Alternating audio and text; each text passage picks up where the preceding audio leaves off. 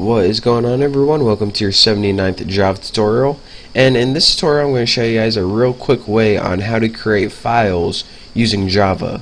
So pretty much if you don't have a file created and we could check for a file using what we learned in the last tutorial, then we usually want to run a program like I'm going to be teaching you today or in this tutorial to create a file. So the first thing we need to do is import java.util and just go ahead and import everything from there. And now let's go ahead, and the first thing we need to do is build a formatter variable. So we need to make it a final variable formatter type X, and you can name it whatever you want. I just name everything X because I'm too lazy to type anything that's more than one letter, but I'm going to name mine X. And what this is going to do, a formatter variable pretty much outputs strings to a file, and it's pretty much like printf, but instead of printing to the screen you're printing to a file. So this pretty much outputs a string. And let's go ahead, and I didn't teach you guys about exception handling, but I'm gonna have to do some right now. I'll give you guys the quick one too. You pretty much, in exception handling, you write try, and then you write what do you want to try. And what we want to try is this. We want to set X equal to new formatter, like that. And this is pretty much the same thing as instantiating the variable in the same line, but we want to try to do it down here. And as the constructor for this is pretty much the same thing as putting final formatter X equals new formatter. And again, as a constructor, it takes the path of the file. So what file do we want to output to? Well, I'm going to make a file called like fred.txt. And here's the thing. If there is no file to output to, then it automatically creates a file on your computer for you.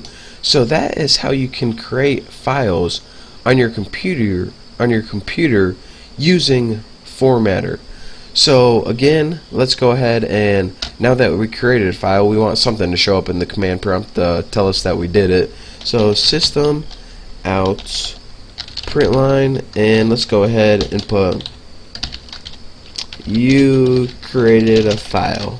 So now if we try this and it's successful, then this stuff is going to happen. However, if we get an error, then, and again, I'll be going over this try and catch later, so don't worry too much if you don't understand it. However, if you get an error, and an error and an exception is the exact same thing. They just had to name it exception because they had to be different.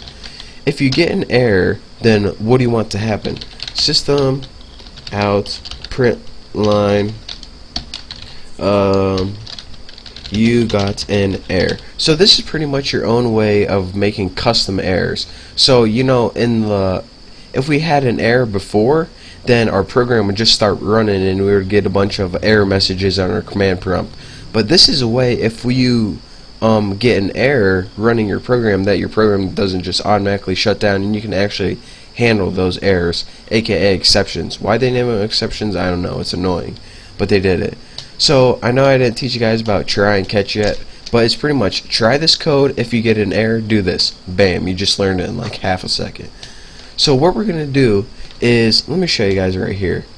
On my computer, if I search in here and I search for Fred, I don't have anything on my computer named Fred or anything like this. But now we're going to run this program right here, and it says you crested a file, and I mean to put created, but I didn't. Okay, make fun of me, big deal.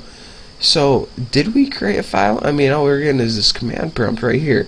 I don't believe you created a file, Bucky. Well, let's go ahead in this computer right here and search again, and now let's search for Fred and make sure you only have one D, and bam, look at this. We now have a file created. If we click on the properties, it's created C users Greg workspace Bucky, and that is pretty much right here. And if you're working with Eclipse, you can highlight Bucky, click refresh, and under your JRE systems library you get that Fred text.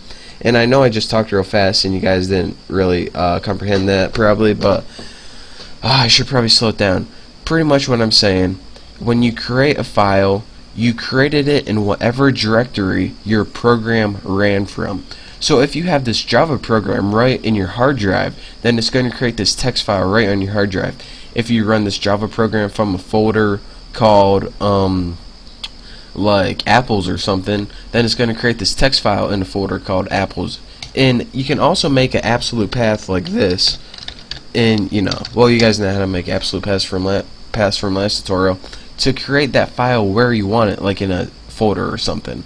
But again, to recap one more time, we use this final formatter x variable, and what this did is pretty much stored this formatter. Well, we just pretty much created a variable, and again, the formatter is pretty much a way of putting strings into a file, or pretty much writing stuff in a file.